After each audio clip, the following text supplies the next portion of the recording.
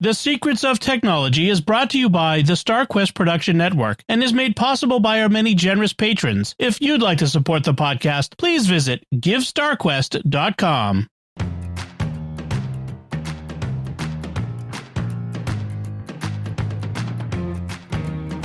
Hi, I'm Dom Bettinelli, and you're listening to The Secrets of Technology, where we discuss the technology news that's important to you from a uniquely Catholic point of view.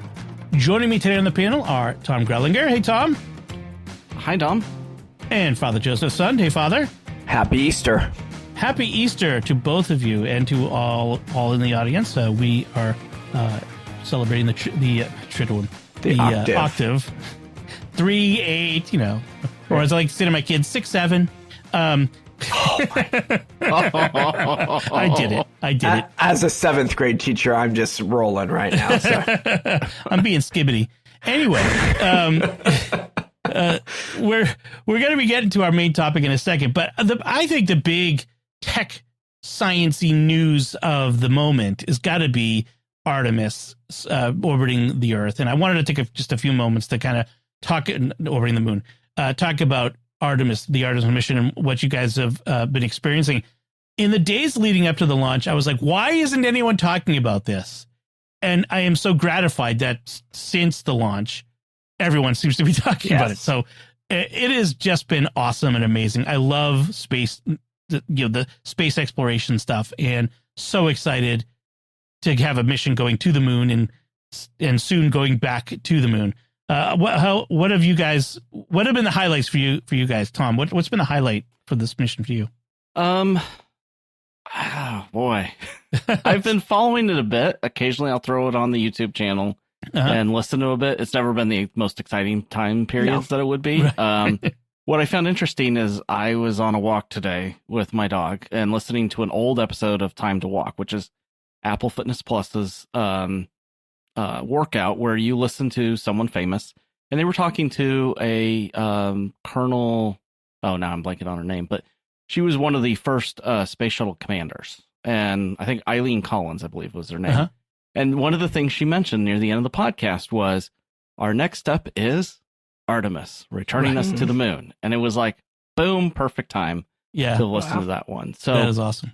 But yeah, I mean, seeing the back of the moon again, I mean, that's definitely exciting. And it's kind of crazy to think that this is the first time we've been there since I was about 2 months old. Right. In 50 years, it's just crazy to think that it's been that long since we've sent people there. Yeah. Father, what about you? What's been a highlight for you? I think, well, in my lifetime, this is the first time of memory being able to see something like this. I mean, I remember the excitement of telescopes going up, of the space station going up, all of those things as a child. But this is big. And the images, especially just watching the YouTube feed for the NASA feed, the images we're getting of the dark side of the moon, right? Of detail that human history's never seen before. Right. And them pointing out, like, you know, this is the first time we've actually been able to lay human eyes on this. Like, right. In this detail is just fascinating. The images that we're getting off of, like, bad webcams out of their windows are better than what we've ever had before. Well, what they're shooting out the window is not a webcam. They've got Nikon D5s with 400 millimeter lenses. So they're getting super high res out of these photos, most of which we won't see until they bring the SD cards back, because the Deep Space Relay Network is a low bandwidth network. They're only sending some of the stuff back, a few highlights. And they're also got iPhones up there, which they're using to take some photos. I think that's some of what we're seeing on the online feeds are from their iPhones, not from the D5s. D5s. Those are some heavy duty photos. And the D5s are probably not the strongest thing they have up there either. They probably have some stuff. Yeah. They might. Yeah. I mean, these are I was watching while they were doing the photography with Houston. And they were taking turns being in the windows shooting. You know, they were in pairs of two, and one person would be shooting they had a list of things they needed to photograph, and the other one they had him describing what he was seeing. Yes. And they said that this is important because when we send like a lunar orbiter up, it can just like, for one thing, they don't have human judgment, but they also don't have human imagination. They can't describe things in the same way that a person putting eyeballs on the target can do. And that's one of the things I love about this, is it shows how important it is that we send people to these places to explore. Just one note on it, just the imagination of kids, and kids dreaming of being astronauts, and taking this as the opportunity of our kids being so tied to screens and crazy things right now this is an educational moment that if we don't seize right now, like, this is important. This is putting us at the view of like the galaxy and what's greater and all of those beautiful things, which is, I mean, part of the reason we exist as a network here, right, is to point out those intersections between faith and science and faith and culture and those. But this is incredible to see the wonder of God's creation and beauty right in front of our eyes. Speaking of faith and science, Victor Glover, one of the astronauts on board, has done some amazing witnessing of his faith. As on Easter Sunday,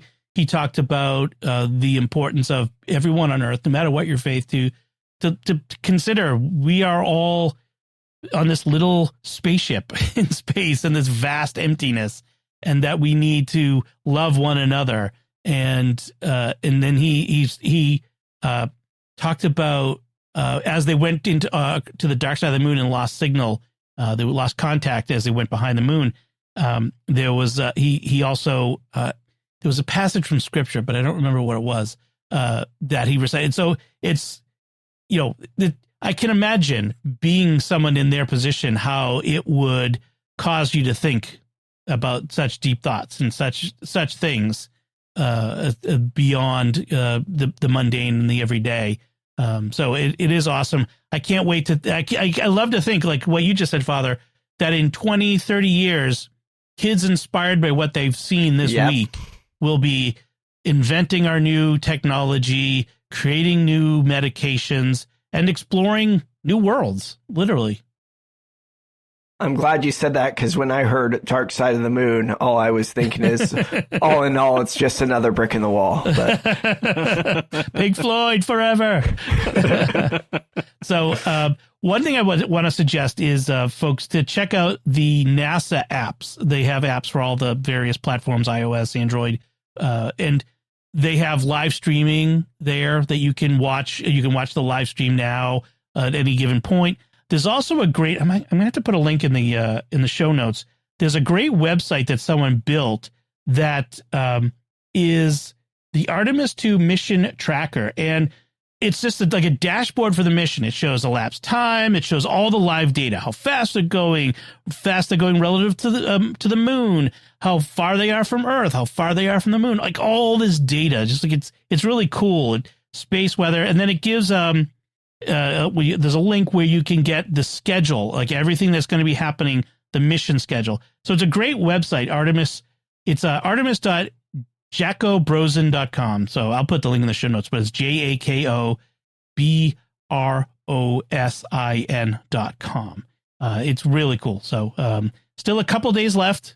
I think they come back on Saturday, if I'm correct. So you have a couple days left to follow it. And definitely I want to follow them to Splashdown, because so cool. So cool. All right. So that's our Artemis talk. Let's move on to our main topic of the week, and that is fitness wearables. Fitness tracking, fitness wearables have been big for a while. Tom, this was your idea to talk about it. It's a great idea. There's so many options out there now, but let's talk about sort of where we've come from with fitness wearables. They were pretty basic back in the day. Yeah, I mean, you basically had probably one of the more well-known devices were things like iPod Nanos and Jawbone Ups, and they would just do your basic step counting. But a lot of what where things really got popular, and I remember this back when they came out, was Fitbit, which of course is now was acquired by Google and is part of Google. So, and one of the advantages of these devices is that they were relatively inexpensive. Yeah. They're usually less than $100 back in those days. And the other thing that probably made them very popular is the ability to synchronize and also to have friends. So when I first got my Fitbit, it was one of those things of, okay, what's everybody doing every day? Who's hitting 10,000 steps? Who's hitting 15, 20,000? You go around Disney World like I did back quite a few years ago. It was like, ooh, I just walk a little bit more and I get my 25,000 step mark. So it was just one of those things. Yeah, sorry. You never heard people talking about like the number of steps they would get in a day before the Fitbit came around, really. Yeah. Like it became a thing to talk about steps and step counting. Like there were pedometers before that, but the electronicization of the whole thing really made it mainstream. And I started with one of those little Fitbit things that go in your pocket, like the little pill shaped one. Yes. Yep. And I did as well. And then I lost it because it was a tiny pill shaped thing in my pocket. Probably ended up in the wash. Exactly. And then I ended up getting a Fitbit Band. And then I got rid of that when it sent me to the ER overnight. Yeah. So what happened? Let me just quickly tell the story. I might have told it before. I'm a stomach sleeper. So I slept with my arm under my head, where as you guys can see me on the webcam, I've got my watch on that arm. I slept on my Fitbit, pressing against my forehead. So I woke up the next day and like, for some reason, half my face was numb. And we were kind of worried, like, oh my gosh, am I having a stroke? Is it Bell's palsy? I went to the urgent care. They sent me to the ER. They wanted to do all kinds of tests. They wanted to put me in a CAT scan. Thank God my shoulders were too wide for the regular CAT scan because I have claustrophobia. So I didn't end up doing that. And all night I was like, they had me there until the next day. They finally got a neurologist to come in and see me. And I told him what was going on. And he looked at my wrist, saw the Fitbit, and he said, "Do you sleep with that on?" And I'm like, "Yeah." "Do you sleep with like on your stomach?" "Yeah." He's like, "Do you sleep with your wrist under your head?" "Yeah." "Oh, you had that pressed against the nerve, right in the middle of your forehead all night. That's why your head was numb." So I never wore it again, the Fitbit again overnight. But I do wear my watch now, but I'm a back sleeper now because I have a CPAP device. But so I have to sleep on my back. But so that's my Fitbit story. I'm just thinking that the early years of things. I mean, this was before I entered seminary. I was working in Parks and Recreation at the time, if yesteryear. And I remember people when running fitness centers who would have these big honking things that you had to strap around your chest to keep your heart rate synced with the machinery. Yeah. Right. So they would check out these devices. I can't remember what the names of them were now, and they would sync with the treadmills or whatever, so we could get an accurate heart rate while they were working out. And so I just use that as an illustration. In 20 years, how far this technology has come from where we were having to put Velcro around ourselves. Right, exactly. Tom, you mentioned something about 10,000 steps. Where does that come from? Reading a little bit, I'm not going to go into too much detail, but that actually goes back several, I think 40, even 50 years back to Japan. Huh. Someone or some group popularized it back then, and it carried forward with Fitbit. The idea that walking 10,000 steps a day was healthy. Right. Oh. And I think Fitbit still uses that, and a lot of other fitness trackers still use that as a goal. So I think it was very interesting that when Apple Watch came out, they would still report the stat, but that was not their focus. They decided to go a different direction. I assume others like Garmin probably have gone other directions as well. But yeah, they have that is where that comes from. 3 metrics that they go with. Yeah, it's supposed to be one. So quick look up on this. The 10,000 step, it was a Japanese device called the Mampo Kai. Hopefully my Japanese is right there, which is 10,000 steps meter. So it was the name of their device. In the 1960s, actually, it was a marketing campaign for that. Wow. And so it was for in preparation for the 1964 Tokyo Olympics. And so that's how they popularized it, was the name of their device. And so take that for what you will. And there's been a lot of science trying to say, okay, how valid is 10,000 steps to being healthy? And so I've seen mostly that, hey, it's good to do. I mean, walking is a healthy thing, a healthy way to exercise for sure. Right. But 10,000 was kind of a nice round number. It's an arbitrary. It's somewhat arbitrary. So, yeah. So where are we now? Like, we started with these little pills that went in our pocket, but we really, the category is really expanded. Right. It's gone to, now we have smartwatches, we have rings, and one of the newer categories that I've seen that focuses more on specifically exercise fitness is actually earbuds. There are a couple of earbuds that now can they have sensors, measures that have sensors, mostly just heart rate and temperature in the cases that I was looking at. So that's I'm sure there's ones we're not going to be able to cover tonight, or today, but that is that there's quite a variety of devices now that can fit people's lifestyles and work better one way or the other. So one thing Earbuds thing is intriguing. That's intriguing to. Right. Yeah. So, and we can talk, we'll talk probably further about that. But what I also found interesting is who has left the market. So when I was researching a lot of this, it was like, oh, that company's no longer involved, or that company is no longer involved. And some of those are well-known brands like Sony or Bose, but also Wise. I've used I've had a couple Wise cameras. My daughter likes her headphones from Wise, and they never replaced their smartwatch, their fitness watch. So yeah, it's a changing market, which was one reason I also wanted to kind of revisit this topic, because I think it was covered previously several years ago. So the categories really are fitness trackers, so devices that are just really about fitness, and then fitness watches, which are more general purpose wearables that have fitness tracking functions.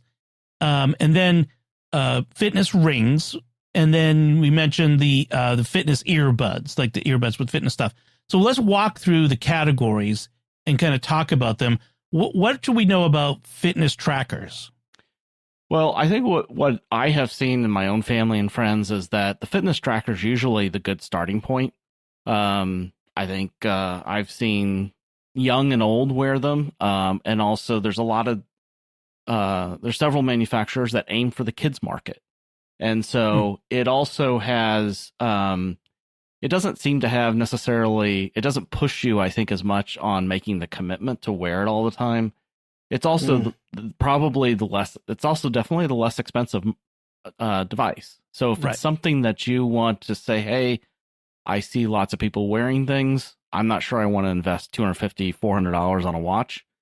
A basic fitness tracker can give you those things, such as steps, some basic sleep monitoring, notifications, floors, how many floors are you climbing a day, heart rate and heart rate and rhythm monitoring. So from there, you can get more expensive fitness trackers that will go beyond that, and they'll measure things like your pulse ox, your O2 percentage. Right. And they also will give you the time. I mean, they actually are essentially, many of them will have a clock function. So they're kind of watches like that. And it's kind of funny that we don't call them fitness watches, because when we think of smartwatches, we're thinking of really small computers that have apps on them. And I think that's the differentiator, is like an Apple Watch or a Samsung watch, or the Google one. They are more app oriented. It's in the same way that I would say that a smartphone is more of a phone than a flip phone, right? That when you're speaking of a phone and someone says I have a flip phone, someone's going to judge them because they don't really have a phone. It's not right. Right. It's not what we think of as a phone is actually just a small handheld computer. Yes. Right. Right. So, go ahead, Tom. Well, continue. and what I was going to say, for some people, they appreciate just a lot of these devices. I know the Fitbits are like this, is that they have notifications. So I know for a lot of people, they leave their phones on vibrate all the time, and that's a great way to be notified without having the all the apps and the expense of having a smartwatch. Yes. So it's usually a much more limited display. They're sometimes quite narrow. They'll give you basic counts. I remember my Fitbits, the clip-ons, like you mentioned, the Fitbit One, the Fitbit Ultra, would have very simple displays. They would tell you, and you could just cycle through with a single button to do most of what you needed to do. A lot of them also have exercise tracking. So it'll start and it will kind of monitor you. Now, a lot of them have moved up to they're measuring heart rate. So I never had a basic fitness tracker that did heart rate, but that is a pretty common option now. So it can give you a better idea how much are you really moving when you're exercising. And I note that there are when you get to the more expensive fitness trackers, they tend to be specialized for people who are serious athletes, so that they need more than than even what a smartwatch will do. They're like, I think some of the Garmin ones are pretty specialized, like people who are marathon runners. They tend to go for Garmin ones because they have specific functions that are attuned to their needs. So that's, I think, one of the reasons why there's so much range in price in this category. Right. So, yeah, I mean, I have a coworker who does the Ragbri across Iowa every year. And so does he have an Apple Watch? No, but he uses his Garmin to help him both prepare for that and when he actually rides. Right. And then you mentioned in passing that there are kids ones as well. There are kids watches, but they're kids fitness trackers. And I find, that it's actually helpful to give kids things that kind of remind them to get up and move and, to be mindful of their activity. I've actually passed down old Apple Watches to my kids to, because it's got the hey, stand up and move around reminder on it. And it helps them gamify their activity. It gives them encouragement to make habits. I note that Fitbit has a kids fitness tracker that also has a tracker in it, like so you can keep track of where your kids are, especially the younger ones who don't have phones. And then I think, was it Vivo Fit has one too for a Garmin? Yeah. Vivo Fit? Yeah, I mentioned a couple of the Vivo Fit. Junior 3 was the one that was less than $100.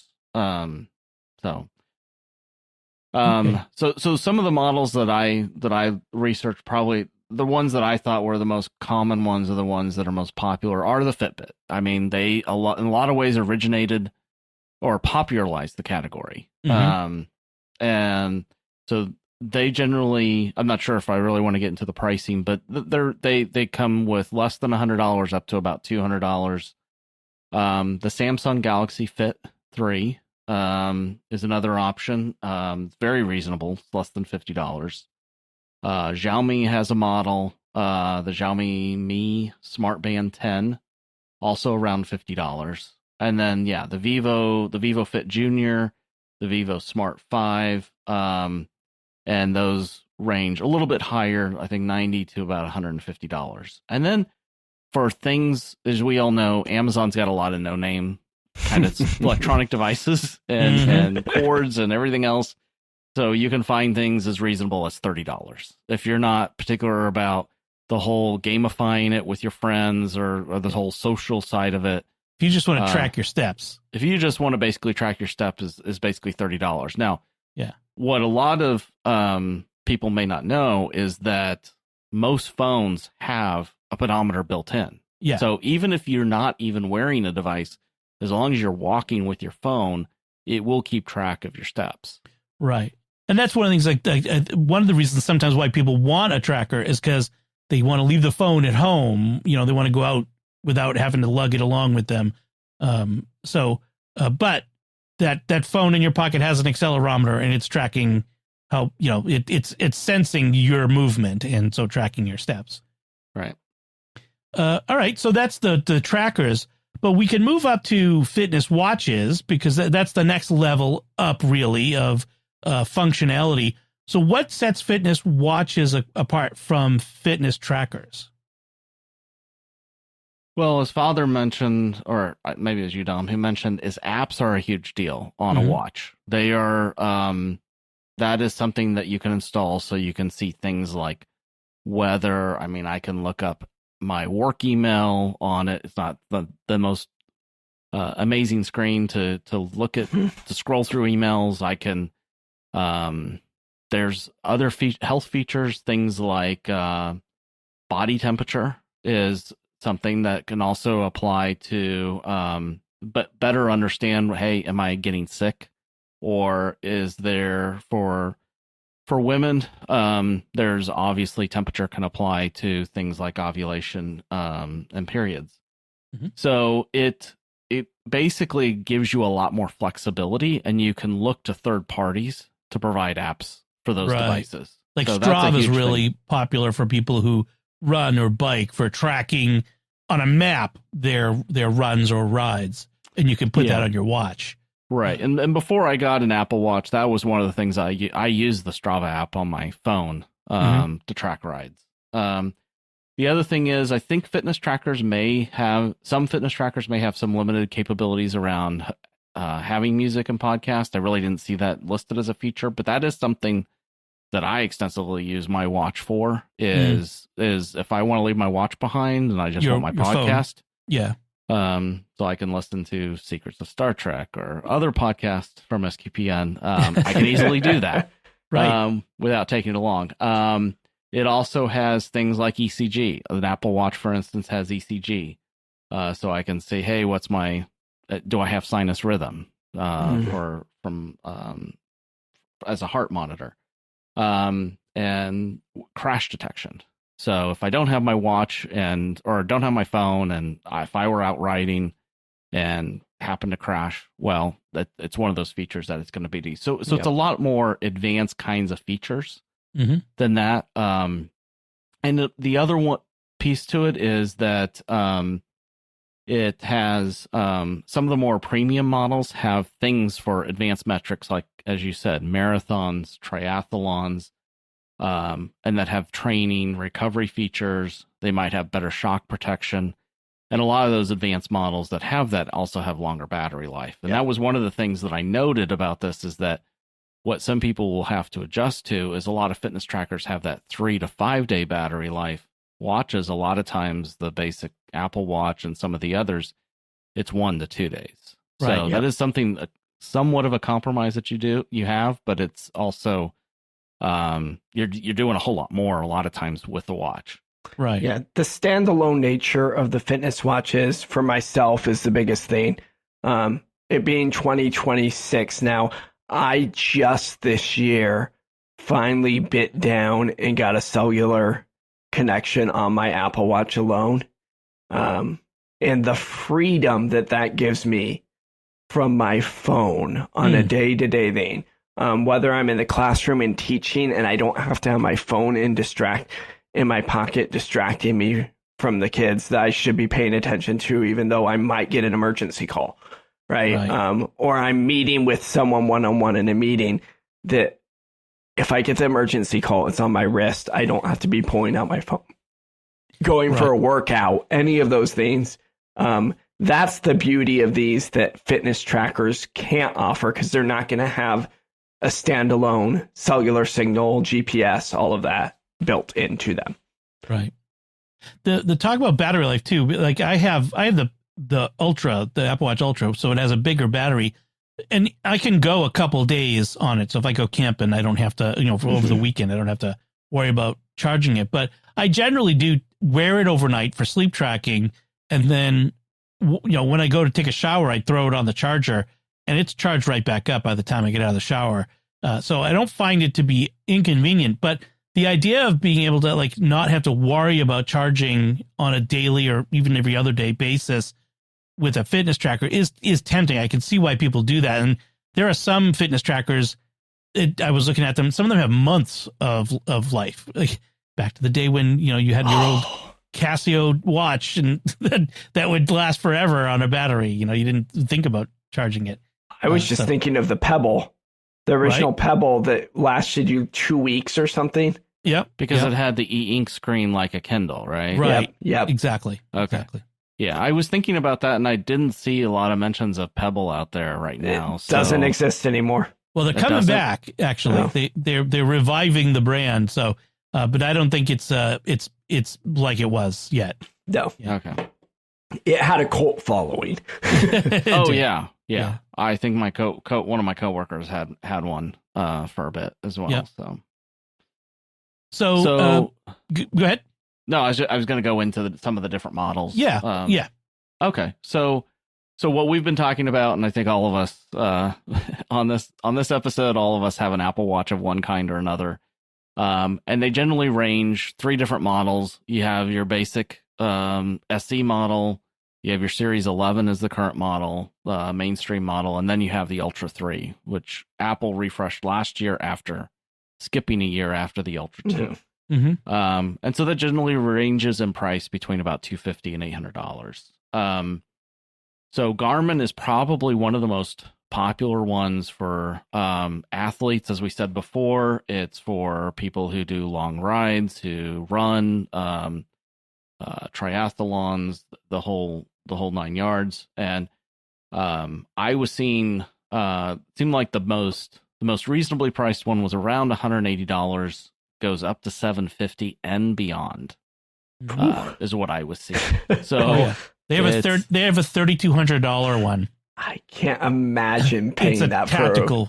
That's like SEAL Team 6 level. Yeah. yeah. So We're on Artemis. Yeah. So the ones where I kind of lose track of, because I'm obviously an Apple fanboy, is what is Google doing separate from their Fitbit division, and then what is Samsung doing? And so both of those offer watches roughly for Google Pixel, it's in the $250 to $400 range.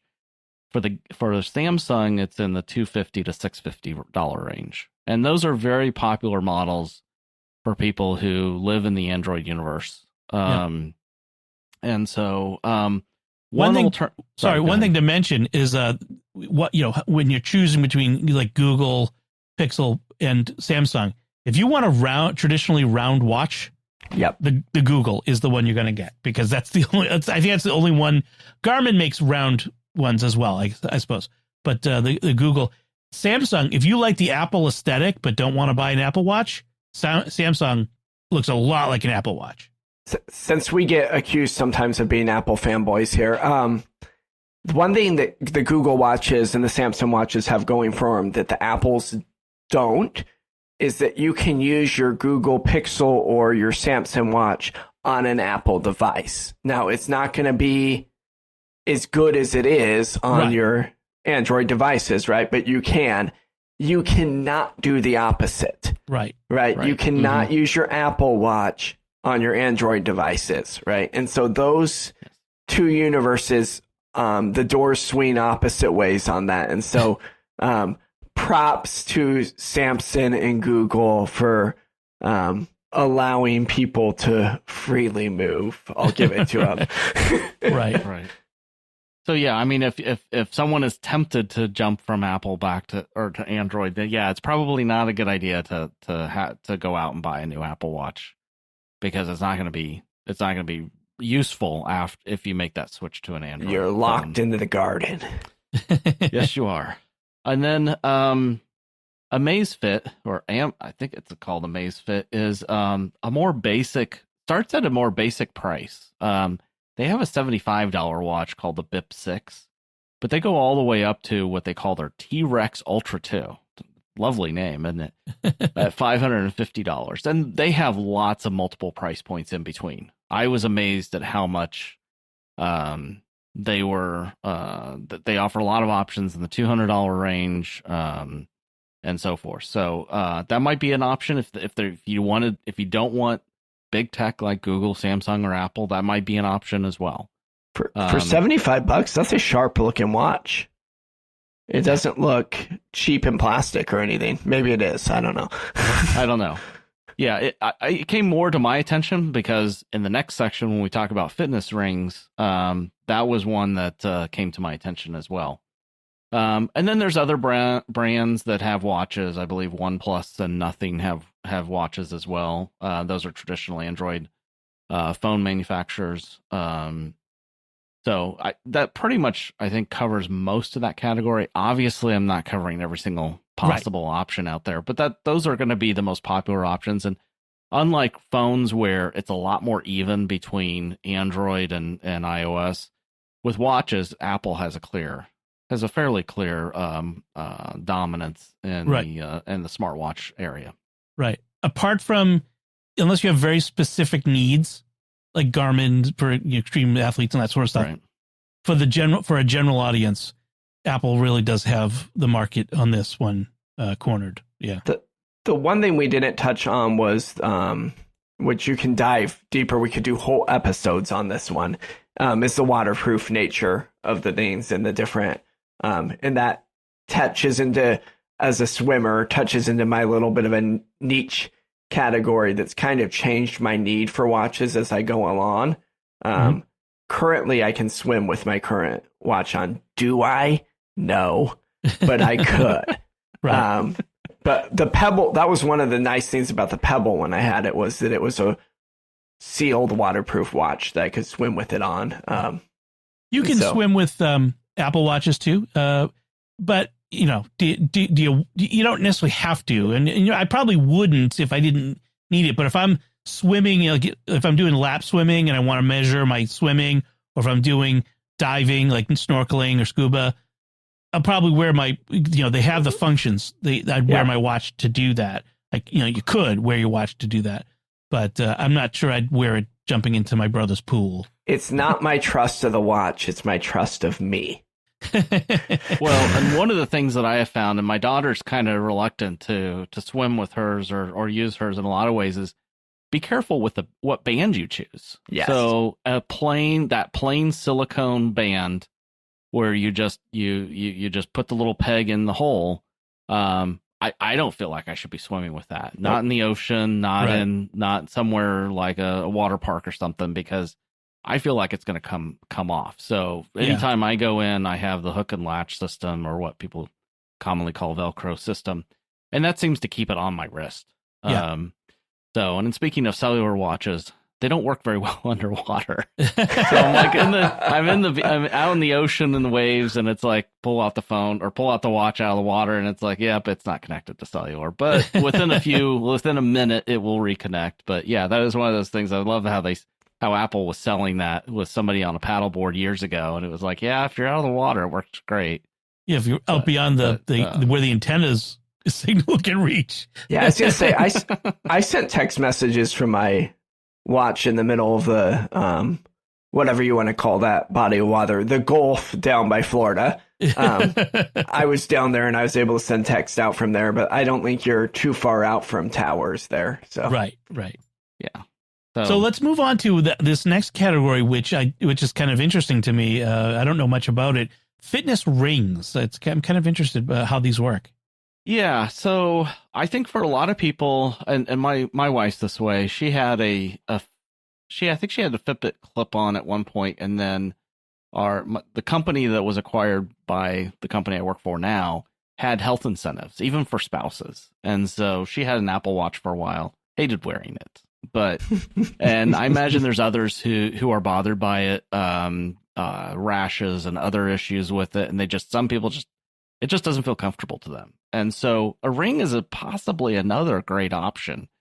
If you're already wearing a ring, a wedding ring or some other kind of ring, it's certainly an option. And there's some other advantages to it. One is that it can be more, as I said, it can be more comfortable, but it also has that multi-day battery life that can extend quite a bit. One thing obviously to know is knowing your ring size, because they do come in different sizes.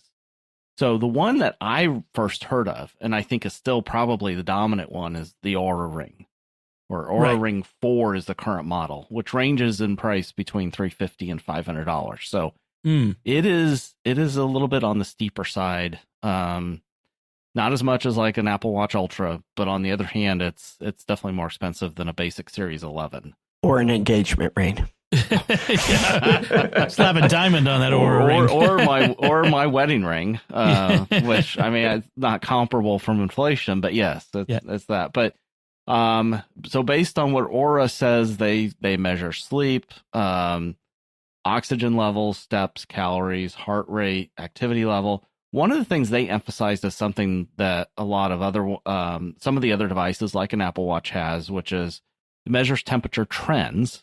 They don't measure temperature, and they're very clear about that. All of them are, because then they encounter further FDA regulation. And so what that does is can help with things like fertility and cycles. So for the Oura Ring, they indicate it's a 5 to 8 day battery life. So one of the things that really is the killer of battery life is the display. I mean, that's what's causing, for most watches to use up a lot of battery life. And that's one of the things it's one of the trade-offs with the Ring is there's no display. The only way you're going to see the data is on your phone, I would assume. Yeah, I would assume that as well. And if you want to save that battery life too, especially if you have an Apple Watch or something, and you don't need that always-on display feature that the Apple Watch does make it as a part of the newer watches, you can go into settings, turn that off, and it will get your watch to last maybe 3 days. And so you can do that to it makes a big difference. Free little tech tip today. So yeah. So back to the rings. Powerful rings, right? So the Samsung Galaxy Ring is fairly new. I remember, I think it came out last year. And it's kind of in the middle of the price compared to the Oura Ring. It's about $400. Measures workouts, overall energy score, sleep tracking, heart rate, again, temperature trends. They claim an up to 14-day battery life, and they actually will ship you a sizing kit. So you don't have to go into a Samsung store or Best Buy or another place to actually, if you're unsure about your ring size. And they also, along with a lot of other hype around AI, they claim their Galaxy AI will use AI-powered insights and personalized coaching to build good habits. So that is definitely something that they are leading with and marketing this. Now, there is also a less expensive option. I mentioned the Amazfit watches earlier. There's also a Amazfit Helio Smart Ring Health Tracker, regularly priced at about $150. When I last looked, it was around $122 on Amazon. There's no subscription. It's inexpensive, and it's got the basics: sleep tracking, heart rate. It'll give you a stress indicator. So if you're really wanting to get in the rings, but you don't want to spend the $350 or more from Samsung or Oura, they also have, Amazfit has their Helio Smart Ring Health Tracker. Excellent. So, you get some trade-offs. It's less obtrusive. I think that's the big thing with a ring versus any of the others is it's less obtrusive. It's not gonna. My wife is another one of those people who just doesn't like wearing her watch. Like she likes the benefits, but she's just constantly taking it off because it just annoys her to have this thing on her wrist. So I get it. So a ring would be an interesting option for people like that. Now, you mentioned earlier earbuds as a new category. What's going on with earbuds? Well, obviously, most people probably don't and probably shouldn't be wearing earbuds 18 hours a day while they're awake. So these are probably more designed as a fitness tracker during workouts. So at least that's what, obviously they're not going to tell me in their advertising that that's how they're supposed to be used, but Obviously, there's very few people who are going to want to wear it for that many hours of the day. And it obviously means it's not something that you're wearing on your wrist. It's not something you're wearing on your finger. And it also, if somebody wants some basic fitness tracking, and they're also in the market for some earbuds, they can, in essence, combine two devices into one. So, so it combines that, hey, I want to listen to music, podcast, audiobooks while working out. Yet I still want to know, okay, what's my heart rate and other stats. So basically it's designed not obviously track all the time, and for people who may not want to wear those devices on their wrist or finger. So found 3 main devices. Now, 2 of them are Apple devices. The first is, and probably the most popular one, is the Apple AirPods Pro 3. So that came out, I believe, last year. It sells for around $250 list. When I last looked on Amazon, it was $224. So it does get discounted from time to time. And its primary thing that it says it'll do is measure heart rate. Mm-hmm. The second one I found was made by Sennheiser, which is known for audio gear, headphones, etc. They have a Sennheiser Momentum Sport, which sells for $130. That also measures heart rate. They all do, and they do claim measuring temperature. I assume temperature trends. Although, yeah, measuring the temperature from the ear is a thing that we already have thermometers that do. So that might be. I don't know how it works, but maybe that's part of what it does is it's measuring that same sort of temperature that the ear thermometers do. When Apple started doing this on the AirPods, I remember part of their hype around it was especially the accuracy of measuring temperature in the ear. There was the hype around that would be something that would be more accurate. They didn't go into this, but this is my conjecture. Could perhaps get FDA approval on something in the ear that you wouldn't be able to get on a wrist. Right, because the ear thing is a known way of measuring already, whereas the wrist thing is new. It's a new technology, a new method. Right. So, and then the final one is also from Apple, as the large company that it is, from their Beats brand. So the Beats Power Beats Pro 2. Also priced at $250, discounted recently to $199.99 on Amazon. Has what appears to be relatively similar functionality with the rest. I mean, their primary thing they're offering is heart rate, to measure heart rate. So if you like, a lot of people who maybe lean more towards Android devices, Beats usually tries to be much more balanced between Apple devices and Android devices. So for those of us who prefer the Android side of things, that might be the better option if you're looking for something like that. So I thought there were some other models too, but it's, as I mentioned near the beginning of the show, Sony and Bose both had options, and they are out of the market now, from what I could tell. So that is, I think we'll continue to see more devices come. Obviously, usually once Apple enters this, they usually don't back out of it. So I would expect that if there is a new version of the AirPods Pro, an updated version of the 3 or a new version of the 4, which I had heard rumored here recently, I would expect it to still have that same type of functionality. In fact, I've seen some rumors that they're of adding additional sensors, additional functionality to the AirPods Pro that would do even more. So it'll be interesting to see where this category goes. It's a very, and I can imagine the way Apple does things, that making the watch, the phone, and the AirPods working together somehow to do a holistic measurements. Right. So one of the things is, in looking at all these categories, I think there's 2 main fitness measurements or health measurements that aren't currently available, and I think we're all hoping to see at some point. One is obviously glucose monitoring, and the other is blood pressure. Yep. And I think all the main manufacturers are working towards that. So that is something that I think to look for, either latter half of 2026 or going into 2027 is to see if anybody can finally bring those measurements to devices. Right. Non-invasive. Yeah, glucose that's going to be groundbreaking things, especially in the glucose world. Yeah, whoever cracks that nut is going to rake in some billions of dollars. That's going to be a big one. Yeah. Because you can buy glucose monitors now,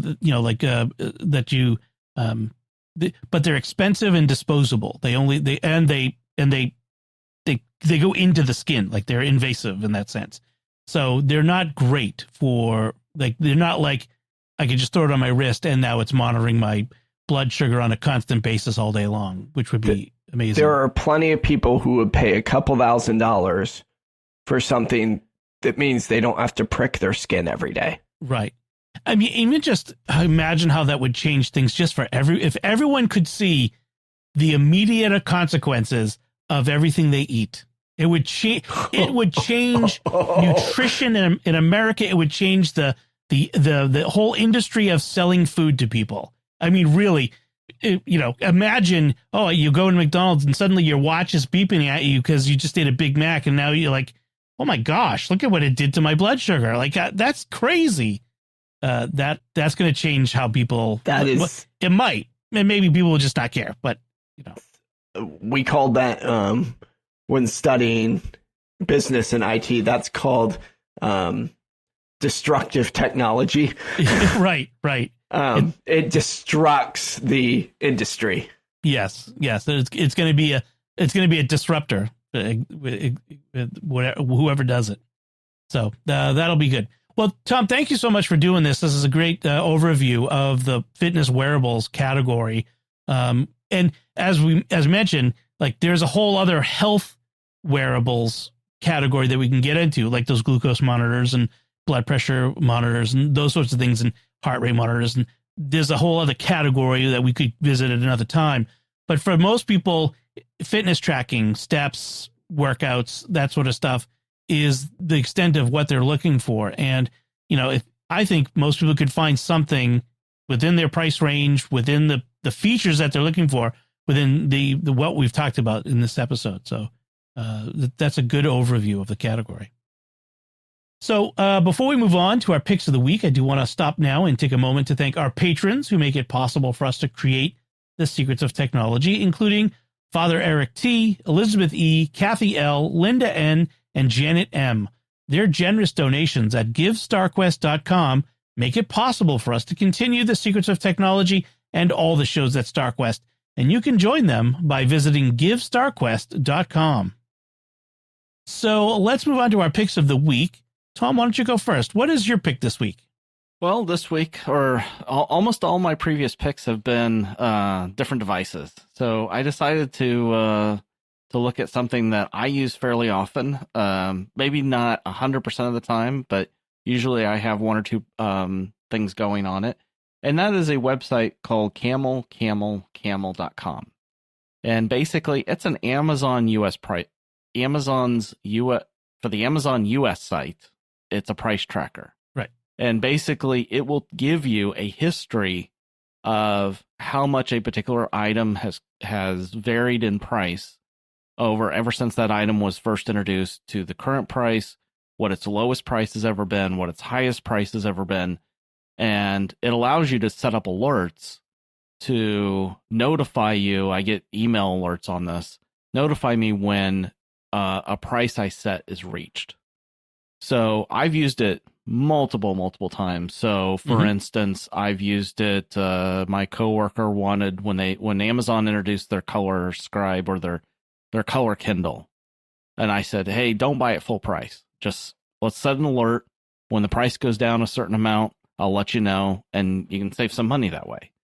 And I've used it to, my wife wanted some new headphones, and decided on the Beats Studio Pro, and it was like, well, I'm not buying them today because I can see based on the history that the price has been known to drop to whatever the amount I ended up paying. And so it was, sure enough, got the email, jumped on Amazon, was able to buy it at the price. So used it multiple times, and it to me has just been very helpful. And on those kinds of purchases where you just kind of want to say, hey, I have the patience to wait for this to drop to a certain price and save some money. So I think the way that they make money is that they obviously are an affiliate. They provide affiliate links, and I believe that that's probably how they're able to monetize their website. Yep. So they have browser extensions. So when you are browsing the Amazon website in a web browser as opposed to the app, you can just click on the thing. You're on a product page. You click the thing, and it adds the price alert to your Camel account, which is really great. I also have it so that whenever I add something to one of my lists, like one of my wish lists on Amazon, it automatically adds it to Camel. And then I think it like defaults to like a 10%, like if the price, if it drops below 10% below the current price, it will alert you. So even if you forget to set an alert, it will send you an alert for something that you've saved in your list. So it's really great that way. Yeah. Excellent. So yeah, I enjoy using the site, and it's fairly straightforward to get it going and decide, hey, this is what I want. And I'm willing to wait for it to save a few bucks. It costs nothing to use, and you save money. It's a no-brainer. Yes. Also a good way to build those virtues of prudence and temperance and patience. Patience. Yes. Yeah. So delayed gratification. Yep. We can build in virtue while we're shopping online. So That's right. So excellent. Thanks, Tom. Father, what's your pick this week? My pick this week, it's going to jump back to the Home Assistant thing, which I think Victor and I have kicked this horse plenty of times, but it's a great horse. Home Assistant, to refresh your memories if you don't remember, is an open source project that allows you to do all your smart home things on usually a Raspberry Pi. You can do it on other computers as well. But my pick this week is Music Assistant, which is an add-on to the Home Assistant. And recently I set this up at my mother's house. I have an old Sonos S1 system in her house, which is becoming less and less feature rich as the years go on. But the Home Assistant is able to tie that in and cast to it pretty easily through Music Assistant.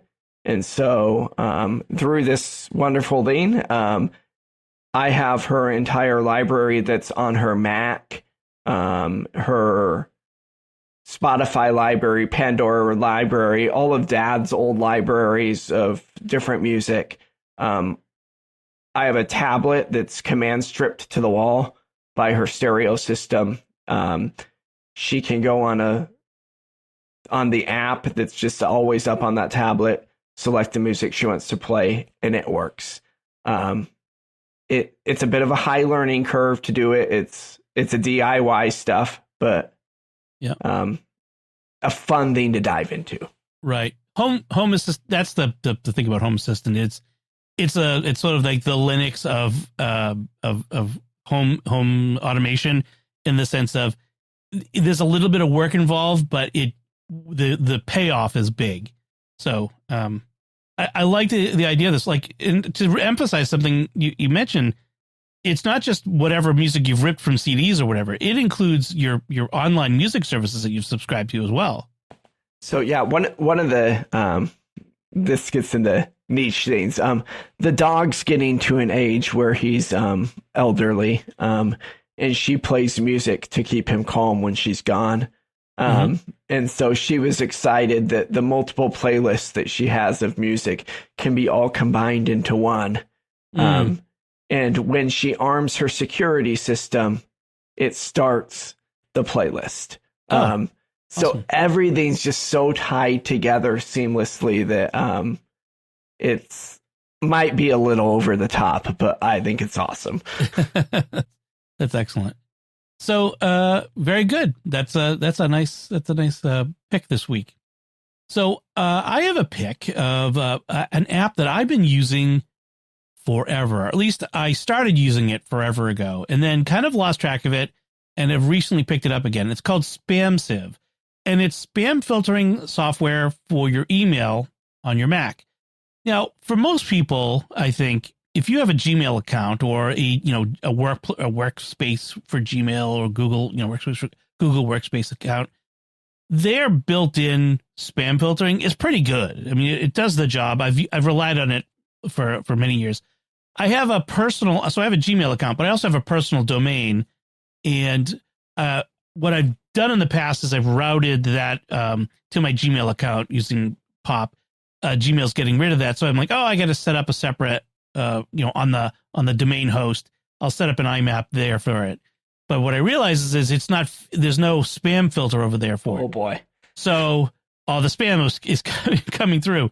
So I use the Apple Mail client that's built in. I don't use any special email software. But SpamSieve is a separate program that you download and it runs at the same time as your mail software does. And then it puts special filtering rules in the Apple Mail app so that it filters all your mail through SpamSieve instead of through the built-in junk mail filter in Apple Mail, which isn't that great, honestly. And one of the things you do is you train it.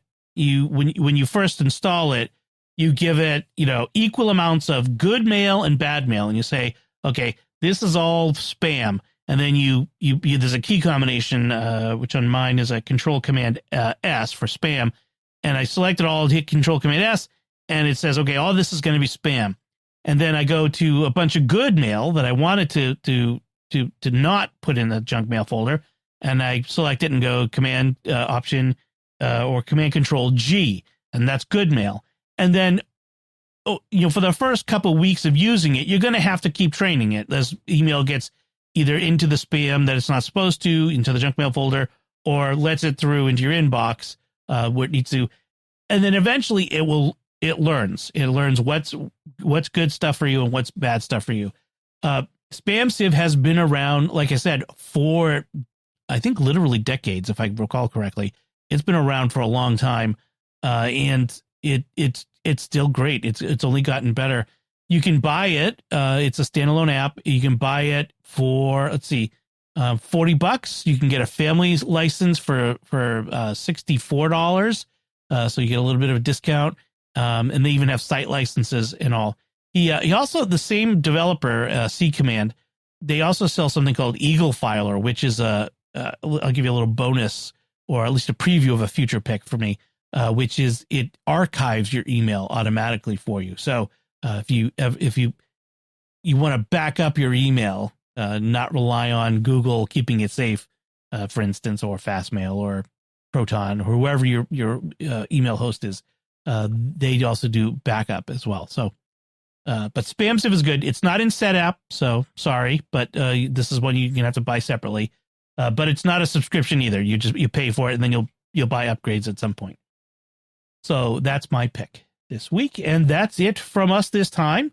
We'd love to know what you thought of any part of our discussion. You can do so by sending us an email to technology@sqpn.com or visit the StarQuest Discord community at sqpn.com/discord. You'll find links from our discussion and picks of the week on our show notes at starquest.fm/339. You can find previous episodes at sqpn.com/technology. You can also follow The Secrets of Tech. Get every episode at Apple Podcasts, Spotify, TuneIn, your favorite podcast app, or at our YouTube channel, youtube.com/StarQuestMedia, where when you get there, you should subscribe and hit the bell to get notifications of new episodes. And it also helps us a lot. If you write a review, give us a nice 5-star review in Apple Podcasts or wherever you can rate or review podcasts. That really helps us a lot, gets us in front of new listeners, and helps this show grow. So until next time, Father Joseph Sund, thank you for joining me and sharing the secrets of technology. The show is over. Alleluia, alleluia. Go forth and compute. Tom Grelinger, thank you as well. Thanks, Tom. And once again, I'm Dom Bettinelli. Thank you for listening to the Secrets of Technology on StarQuest, and go Artemis.